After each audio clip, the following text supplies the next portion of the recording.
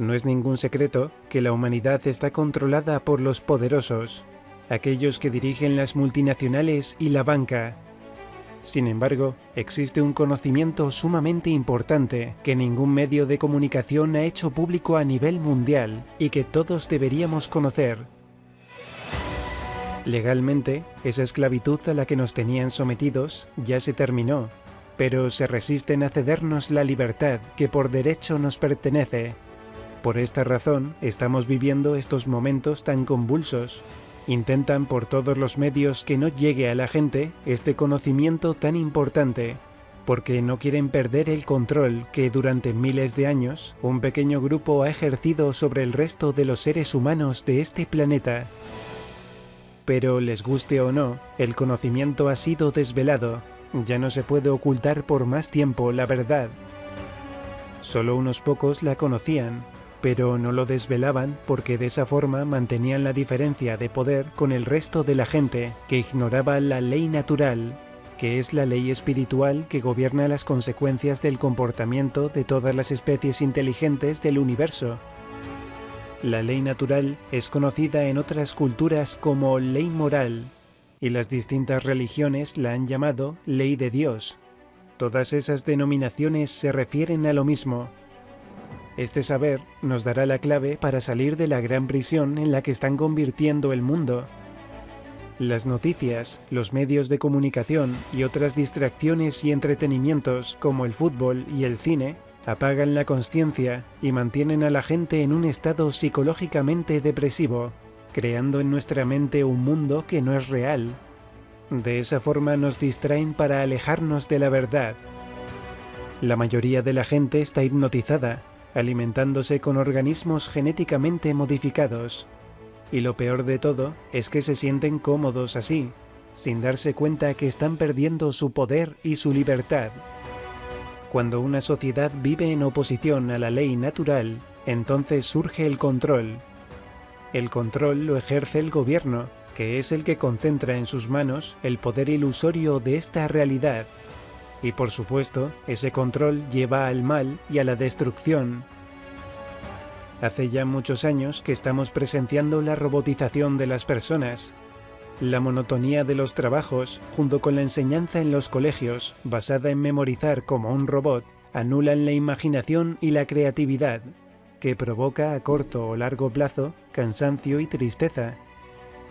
En el momento presente, pretenden incluso despojarnos de nuestra humanidad, del amor a los demás, prohibiendo los abrazos y el acercamiento social.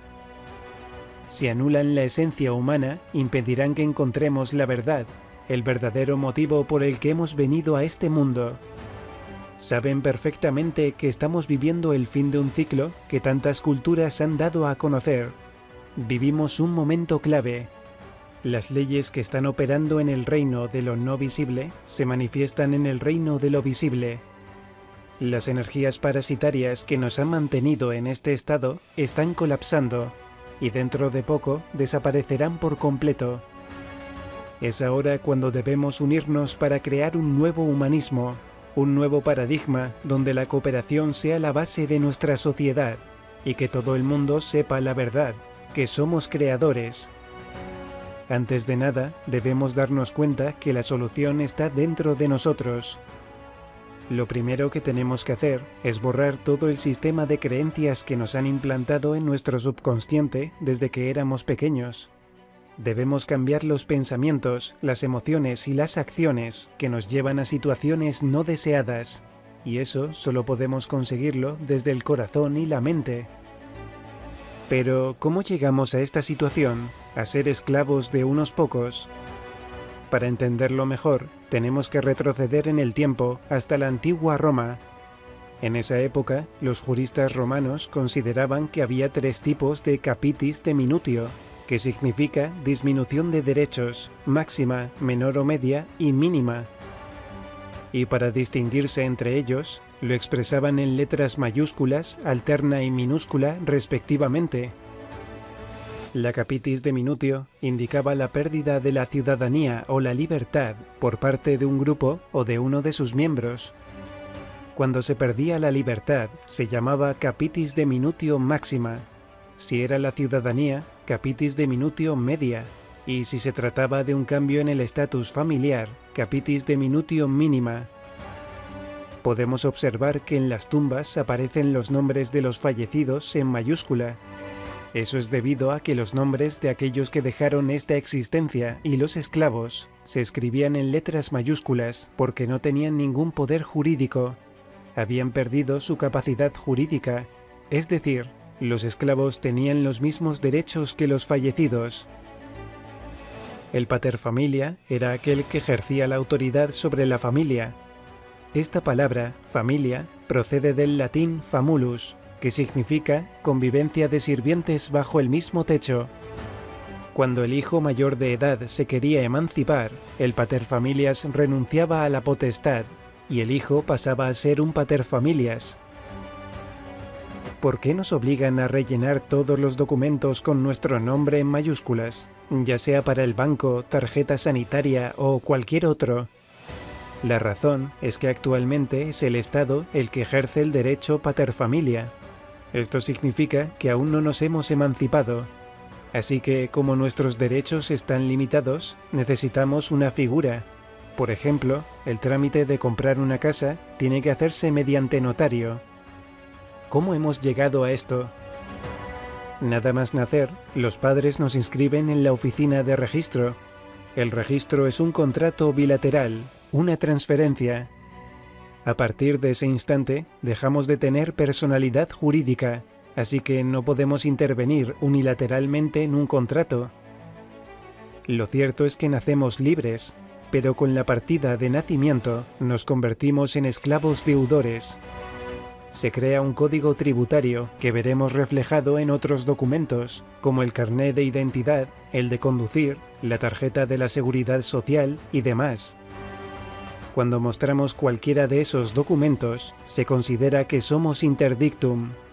Interdicto significa tonto, estúpido, confundido, desorientado. Es decir, nos presentamos ante la autoridad como alguien que no es capaz de valerse por sí mismo. Los padres ignoran que cuando registran a su hijo, firman un contrato en el que ceden al niño a aquel que se va a encargar del contrato. Si pasados 7 años nadie lo reclama, es propiedad completa del Estado. Por esta razón nos pueden quitar a nuestros hijos, porque nosotros solo somos los titulares, los dueños son ellos. Por todo lo expuesto, debemos recuperar nuestro valor según la ley natural, que dice que ningún homo vivo puede estar por encima de otro homo vivo. Ninguna ley escrita por un hombre puede ser superior a otro hombre. Es decir, que para someterse a las leyes o regulaciones de otro homo vivo, se necesita la aceptación escrita plena y consciente del homo vivo que quiera voluntariamente someterse a estas leyes. Si no se hace así, se consideraría esclavitud. Nosotros nunca supimos que estábamos bajo esta condición, así que es un fraude. En derecho romano antiguo, el único que tenía todos los derechos era el espíritu. Creemos que la palabra persona es sinónimo de esencia encarnada, pero no significa lo mismo.